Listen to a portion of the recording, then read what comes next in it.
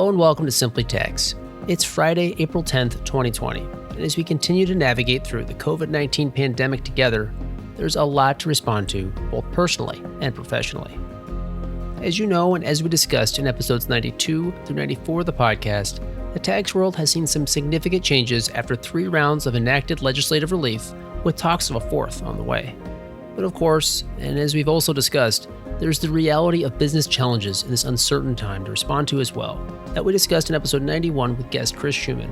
And I guess even just the basic reality that many of us are working from home, as we talked about in episode 90 with guest Tony Nitty, which means navigating and responding to all of these challenges while, say, your 5-year-old son decides to take up the new future Olympic sport of couch jumping to see if he can clear the coffee table. He couldn't, by the way. Well, all this can certainly seem overwhelming, and perhaps a bit like taking a leap of faith off of a couch. There are some things that you and your business can do to prepare for the worst, but hope for the best, even amid a pandemic. I'm excited to share with you on the podcast today a conversation I had with Kim Hirsch of Fusion Risk Management on what risk management and business continuity are, strategies for organizations amid the COVID-19 pandemic, tips for restoring operations when we return to the new normal when the pandemic subsides, and more. Here's Kim.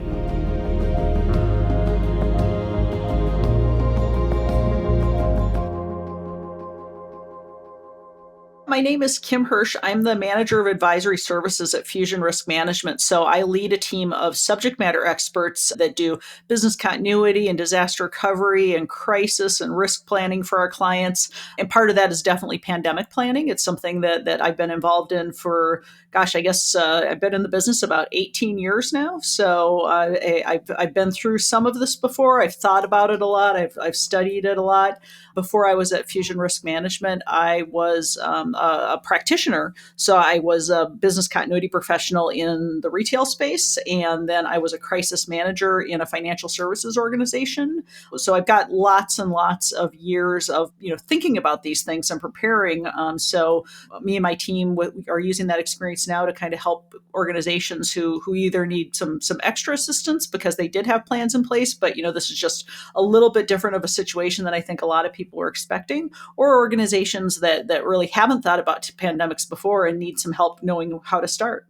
Yeah, can you talk a little bit about crisis management, risk management? What are they and why are they so important in situations like the one that we're in right now? Taking on risk management and all those disciplines that I talked about as kind of a, what should a company be doing day to day? The way to get ahead of a situation like this is to think about them in advance. So plan for what could happen to your business. What risks do you face? How you would deal with them if they were to come to pass. That's the business that we're in every day. Not every business will face a crisis every day, but we help people to plan for them so that when they do happen, they know what to do, and they've gone through the thought process so that they can pivot and respond to the specifics of the situation as well. There's a statistic that I'm not exactly sure where it's from, but I've always heard it through my industry, is that all businesses that close for some sort of crisis event, 80% of them may not reopen.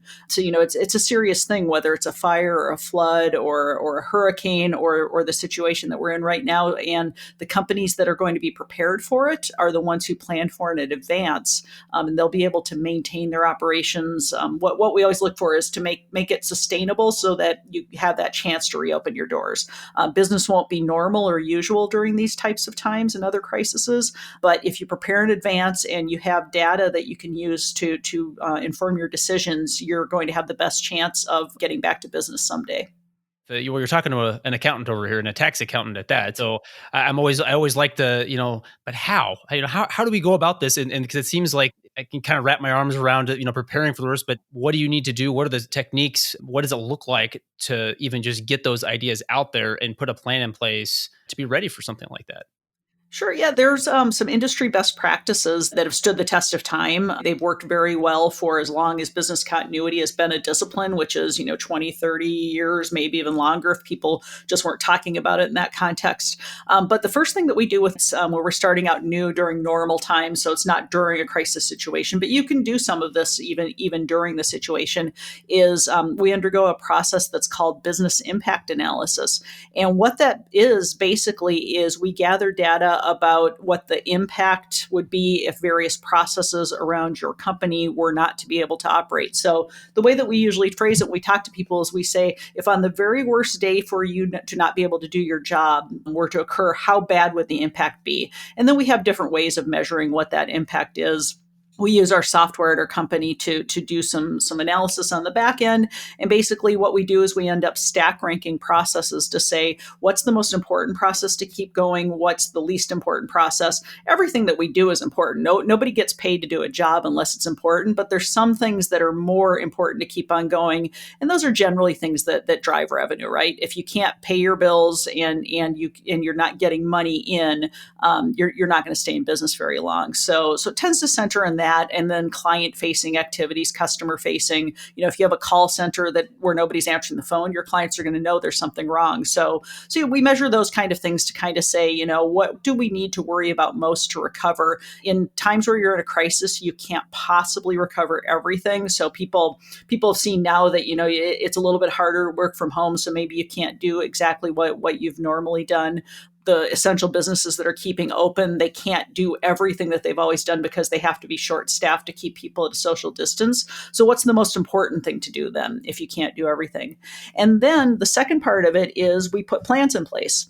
So the way that we approach it in the business continuity industry is called all hazards planning. And that basically means that you cannot possibly plan for every situation that might impact your business. So you can't have a plan for what will I do if there's a fire, or what will I do if there's a flood, what will I do if there's a hurricane, but you can plan for what the impacts of any disaster will be. And every impact that hits every business, and somebody that's listening will say, now I can think of something where this isn't true, but it really is. The impacts are loss of facilities, so you can't work out of the workplace that you usually are based at.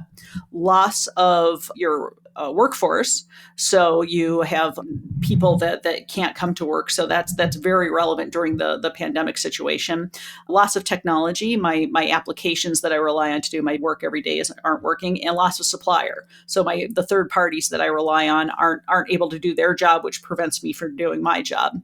So when we do planning, we plan for those four impacts. So those really critical processes that your company has, plan for what you would do if one or more of those impacts were to occur. And you've got a pretty good starting place for what you would do for whatever crisis hits your company. So now during the pandemic, for example, that really can hit any of those four. You have people that you've had to shut down buildings. You have people who can't work, either because they're not allowed to go into work or because they're sick or they can't work from home for some reason. You have your third-party suppliers that may not be able to get what you need to you because supply chains have broken in some instances. And then whenever people are not working as they usually do, you can have impacts to your technology infrastructure. So, everybody's working from home where your technology system's set up to facilitate that. If not, you probably had some breakdowns. A lot of people have been trying to use Zoom for conference calls and finding it's hard to get a call started. That's because the infrastructure can't quite support it. So that's how you get impacts that fall into those categories. But again, if you've done your planning in advance, you kind of know what to do when that happens, and you're better prepared to meet the situation. Yeah, and I like that kind of that all hazards plan that you mentioned, right? Because I feel like just seems almost so overwhelming because how can you contemplate all these different things, but putting into those four areas, those four buckets, is it make it a little bit more approachable and maybe are you able to find overlaps of things that kind of work across those different challenges an organization could face? Yep. Yeah, absolutely. I find that it's a lot easier for people to think about. If I just walked into a business for clients that I'm working with, and a lot of times what we'll do is we'll work with whomever the subject matter expert is for that process or to write that plan. If I just walked in and say, hey, we need to write a business continuity plan, told them what it was, and then said, start putting your thoughts on paper, nobody'd have any idea where to start. But what we do is we go in and we say, okay, we're going to explain to you the basics of why we do what we do and what I just explained about all hazards planning. So now let's talk about how to write a plan for if you can't access your workspace. Can your people work from home? Do you know which of your staff can work from home? Would they need any extra equipment at their houses to do that? Maybe you have people that can't work from home. So is there another facility they could work from? In the case of pandemic, social distancing is a big thing. I've known about the concept of social distancing since I started my career, but a lot of people have just heard about it in the last month or two. But we've always said if you could keep people, whatever the proper amount of room it is between them in the office. So like you have somebody sitting in every other cube. So how do you still do your work if you have to do that? Well, can you go to shift work? Can people work over 3 shifts instead of 1 so that you can keep them further apart in the office?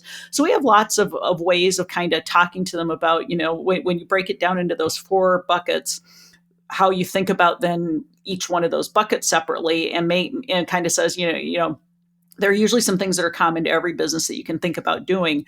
And I would say, to anybody listening that if this is something that you don't have somebody leading you through, that you can just kind of bucket it out and say, so what are we doing to make it so that people can work from home? What are the challenges that we face so that we know if this happens again, what we would need to change or do differently so that people could work from home more efficiently, things like that. It really isn't a difficult process. You just have to kind of take the time to think through it.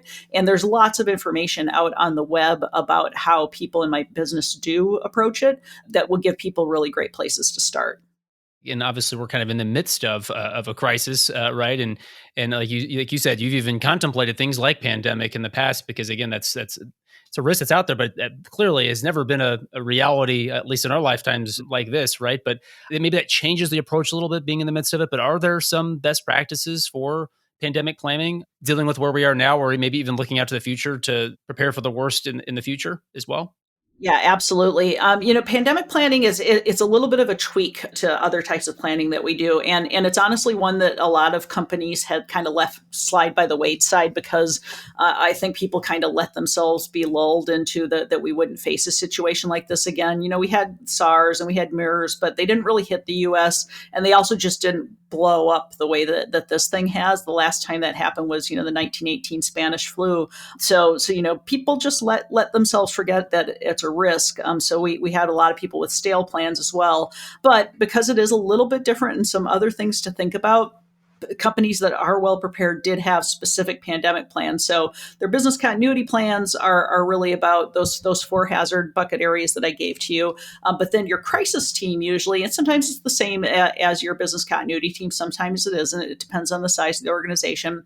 But the crisis team would probably have a separate pandemic plan to say there's some specific things we need to do and be prepared for these situations. So what they generally do are they're built out on a framework of triggers. And once you hit a trigger, then you need to do certain things in your organization. So a lot of times the trigger levels will be, there's something happening around the world that might become a bigger deal. So in January, when a lot of us started hearing about this, it's happening in China. We know it. We know that it's really bad over there. Companies that were prepared for pandemics thought to themselves, okay, there are certain things I should start to do. So I should make sure that my HR policies are set up for what do I do if I have spiking absenteeism?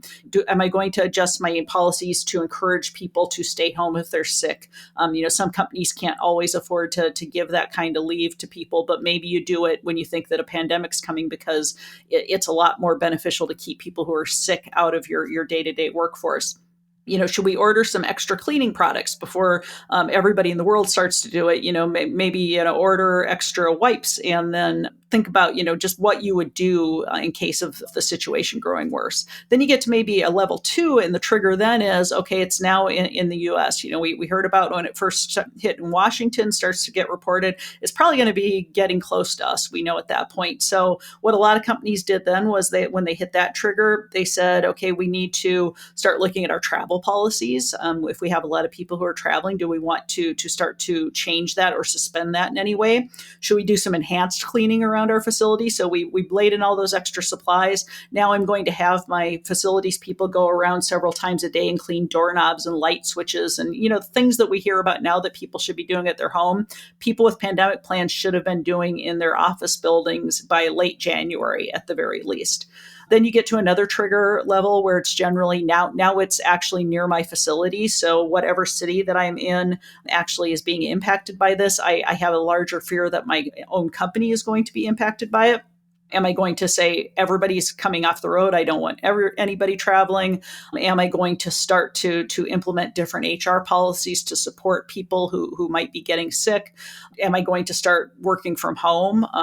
Fusion, for example, that it was a little bit ahead of when the cities that we were in, like the one that I'm in, actually did stay-at-home orders. We started working from home full-time because we have a very robust work-from-home organization. And so we just said, okay, nobody's going into the office office anymore, just to try and keep people at that social distance.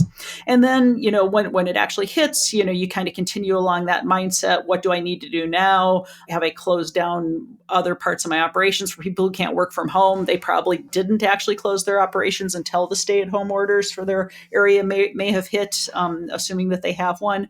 That would be a trigger for I have to close my business. How do I do that in an orderly way? And then the thing that we're encouraging people to think more about now is when it's time to return to business, you need to know what the triggers for that are. Is it just because the governor has lifted the stay-at-home order? Do I then tell people I want you back in the office? Do you want a certain level from the CDC or the WHO to tell you that you think it's safer for people to go out and actually start repopulating your offices?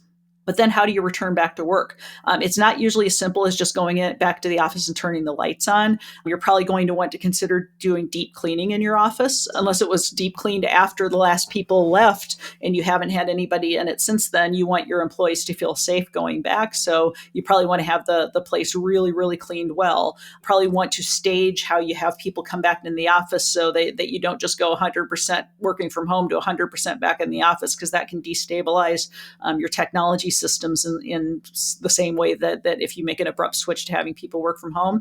So, we call it return to normal. You have to think through at what point you're going to allow your office to return to normal, and then what all has to happen to facilitate that. So that, again, the strategy is you want to decrease the disruption to the maximum extent. And if you don't have a plan in place to do that, you're probably going to disrupt your own business inadvertently. I don't know if this is maybe a challenge, but I could see perhaps that, even like you mentioned, the trigger of kind of restoring and going back to that return to normal, maybe there's two possible answers, or multiple possible answers of what that could be. And obviously it's going to, be specific to your organization. But any suggestions or best practices again for how you navigate that? If you've got a couple options and sort of choosing the one that you should lead with? Really, the best practice is using the best possible, most current data that you have to drive your decision making. You can't have a playbook, and if you just have like a written plan or a plan that you've written up in Word and print and distribute copies to people, that's great. If you don't have anything else, that's a place for you to start. But the way that we do planning at Fusion is something that if people can emulate, it's actually a little bit better. What we do, we certainly have plans in the system, and we encourage people to write exactly what they would do. But the way that our system is organized is so that you can do data analysis that will help you to drive to the best decisions based on the current data that you have, as opposed to when I wrote the plan a month ago, this is what I thought was going to happen. But now the world isn't exactly working the way that I thought it would, but let's hope it's close enough and pick my plan, as you said. What our clients are able to do is they go back to the data, like the business impact analysis data that I talked about collecting, and other data that our clients have in the system around their technology and their different risks and maybe their facility profiles and things like that, to say, knowing what I know today, let me use the data that I've collected to make the best possible decision about what I'm doing. So, again, if you don't have that data foundation to start with, the more you can collect about it now will better inform your decision making later. So I would say to anybody that doesn't have that, get that information about what your most important processes are. Even if you can't do an analysis, so that you can kind of do modeling to figure out what your most important processes are. Leaderships probably have a pretty good gut instinct, so start there. Then, what are the risks around your facilities? So are you located in a downtown center where people are going to have to commute on buses or trains or be on crowded sidewalks to get there, as opposed to they drive in their own cars, where they're not really being exposed to people outside of who they have to be exposed to? Do you have personal protective equipment that you can give to people? That kind of data can be used to decide on a kind of more case-by-case basis, if you have more than one site or facility, especially, to decide what's going to be my trigger, what's going to drive where I feel that it's both sound for my business and safe for my employees to make these decisions, to have them come back and start resuming back to that normal state. So that you can make those decisions based on what's actually happening in the world, as opposed to what you hoped would be happening in the world, or what you thought might be happening in the world when you first designed that plan. Being that we're kind of in the real time and kind of it is obviously so challenging in part because you don't really know how this is fully going to play out. I mean, you have your plans in place and kind of watch the data. And what are you seeing and hearing from organizations maybe that are lessons they're learning, things that they're doing, tips that you would give to people through kind of navigating this time right now? I think the big thing is just exactly what you started with there is that this is just kind of a situation that was hard to contemplate in the speed with which it happened and how long lasting it seems like it's going to be. As I said, I've been thinking about pandemics for years. I went to a presentation at a local professionals group probably a good 6, 7, 8 years ago, where somebody kind of said, if the 1918 pandemic happened today, what would the impact be? And I'm watching exactly what the gentleman said play out real time. After I heard him and kind of thought about what it would be like myself, I started doing more research on it. I read a great book called The Great Influenza. It's too scary to read right now, but it's what happened during the 1918 pandemic, and it is so eerie how close things are to today. So something that I've given a lot of thought to through the years. When I saw what was happening in China, I knew that we were heading down this path, and yet it happened quicker than I thought it would. And I think that I was even in denial about some things that I could have done personally to prepare for it, that I didn't do as good a job as I feel like I should now, even though by like early February, I was telling my family and friends that I thought they should start having a couple weeks worth of groceries at home, things like that. But, a couple weeks, assuming that seemed like a good standard that people were talking about, where, gosh, it would have been better to have had a month's worth of stuff that you collected over time now. I think people that did pandemic planning, kind of the same thing. We knew that this was going to happen, but did we know or let ourselves believe how bad it would get and how quickly it would get bad? I think a lot of people were probably a little bit in denial like me. But, if they had solid plans in place, exactly what we thought would happen is playing out. It was just that it happened quickly, and that it's going to last longer than probably most people can plan for. You can put a pretty solid plan in place for a couple of weeks or a month, but after that, you just don't know how many variables are out there in the world, as we were talking about. So then you're really relying on your knowledge of how to plan to come up with what your next moves are going to be, because you've built those muscle memories. You know how to put a plan in place, and so you say, okay, what's my situation today, and what do I think it's going to be next week, and how do I plan to go from there? And that's really what we're seeing a lot of clients do. They're kind of settling into, this is going to be a longer term thing. So how do I make sure that if I've got things working at a reasonable level now, how do I keep that at a steady state?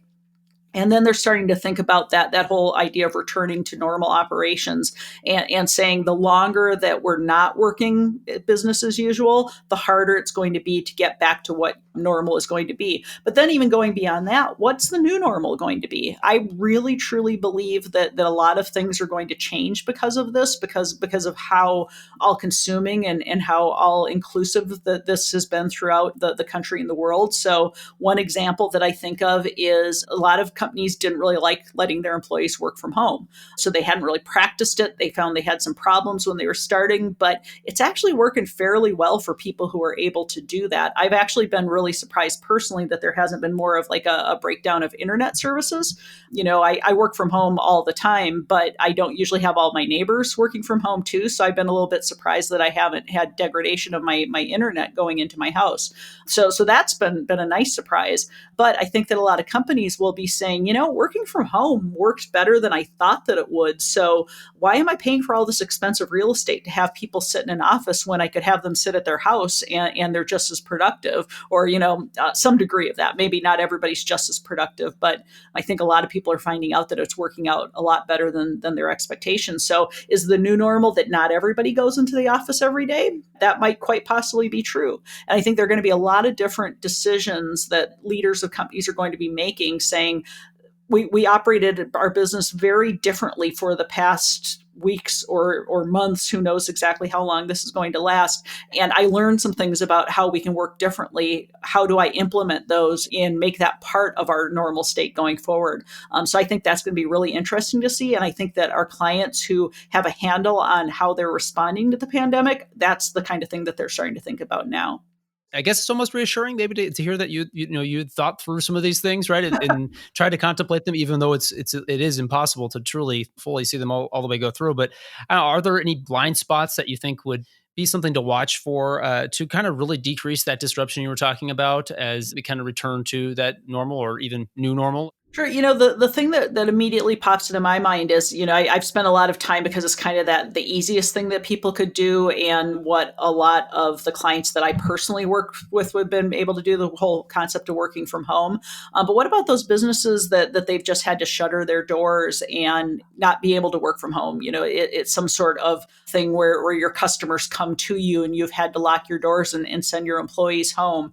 For the really small businesses, that's going to just be terribly hard to recover from. And we've seen a lot of discussion on the news. But the bigger businesses that have more resources but had not done that kind of planning before, I think about whether or not they're going to decide that they need to have supply chains that are deeper. So everybody likes to source from one supplier because you can get the best deal that way. But if it's something that you could source from multiple suppliers in different countries and regions around the world, it may be more expensive, but that's a much better supply chain strategy. So I think that people will be looking at that.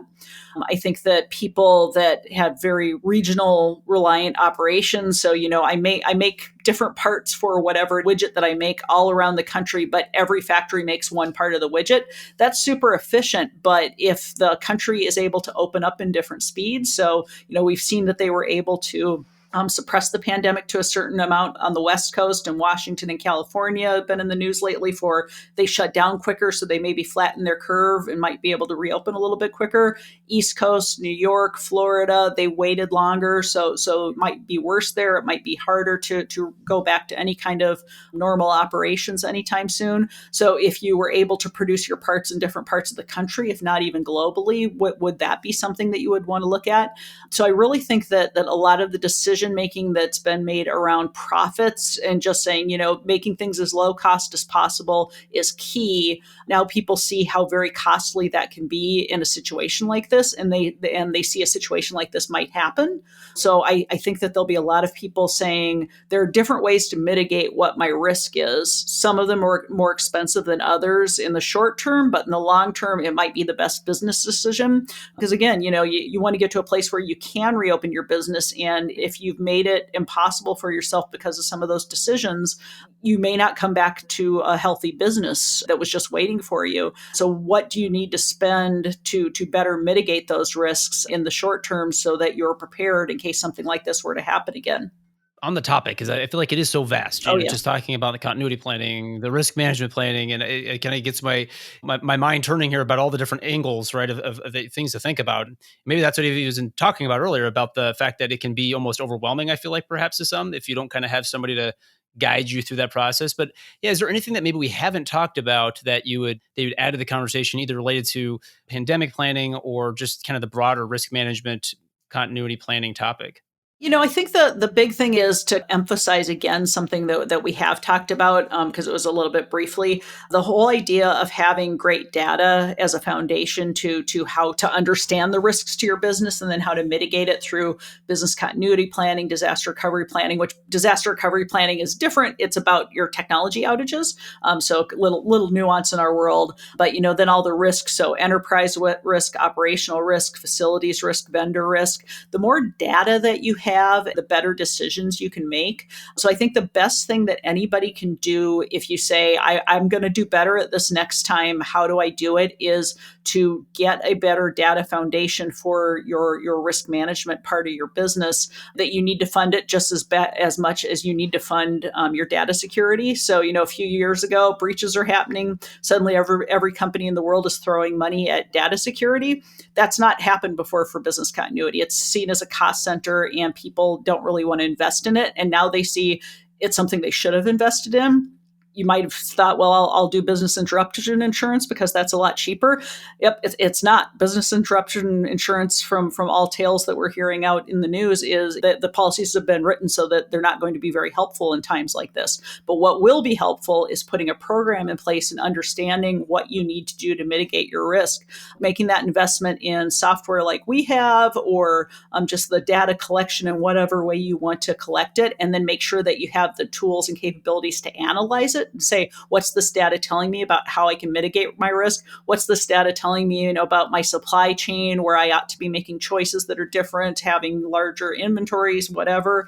The more that you put yourself in the place to do that, you're going to be more ready for this type of situation or any type of risk that your company is susceptible to. Because, this is obviously a big bad one, but any company that gets hit by a hurricane or a tornado or a denial of service attack or something, it's going to be useful in those situations too. So people need to stop thinking about this is only going to happen every 100 years or whatever, and say, I face real risks in my business every day and I can do something about that, but I have to act now and I have to collect all that information to make sound judgments. Where can listeners go to learn more about how to do that and some of the things that you're talking about today? So we have a website out there that we launched. It's called Pandemic Readiness Toolkit .fusionrm.com, where we have actually put a lot of tools and templates and things about the concepts that we're talking about out there for anybody in the public to be able to access. We're trying to think of new content to put out there all the time. So like I said, we're starting to think about how are our clients going to return to normal operations. So we're building some stuff that will be out there soon around how you should approach that with or without software. So people can go out there and look at those templates. We have a pandemic plan to get people thinking about what are my triggers and what are the actions I need to take. They can pull down a copy and edit it so that they can use it. We have some forms about collecting information about what you are doing during and what issues you face during this crisis, so that you can make sure that you start to prepare yourself again for that next time. So I think if people go there as a starting place, it will give them some great resources to start with. And then, like I said, obviously our software, we can do a lot of deeper analysis and really get into really robust data collection. And we're certainly more than happy to help anybody out with that, because we really do believe that that's how people will get to the most successful resolution for any crisis. We'll include a link to that resource center in the show notes of the episode here, because I feel like, the more information you can have, that's fantastic. The things you do today will help you tomorrow, and then maybe again kind of prepare for the worst and hope for the best and kind of come out on the other side. So bringing everything full circle, maybe some closing thoughts that you would leave listeners with.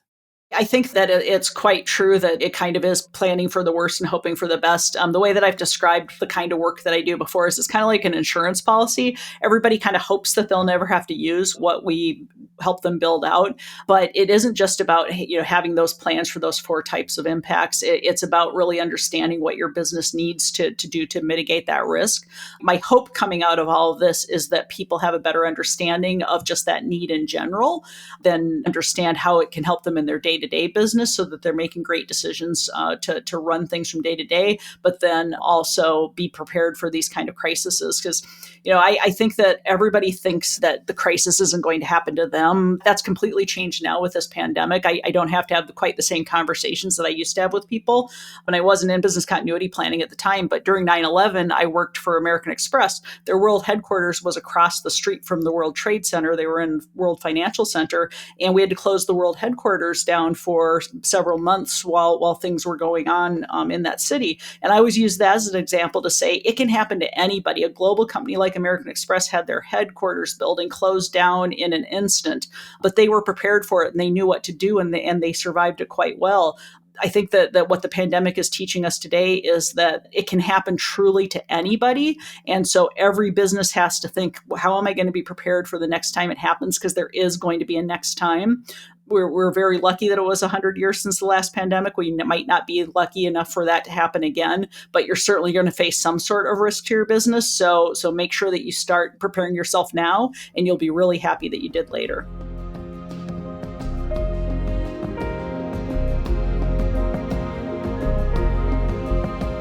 You can learn more about Kim and get links to the resources that we discussed today, to include Fusion's Pandemic Readiness Toolkit, in the show notes of this episode, which are available at bk80.com/simplytax.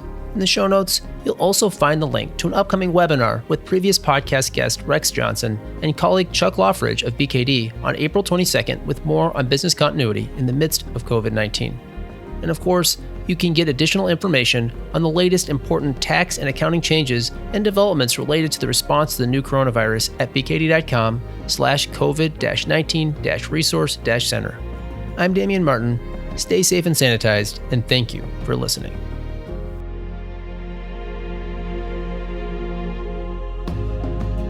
The information contained in this episode of Simply Tax is based on data available as of the date of its release.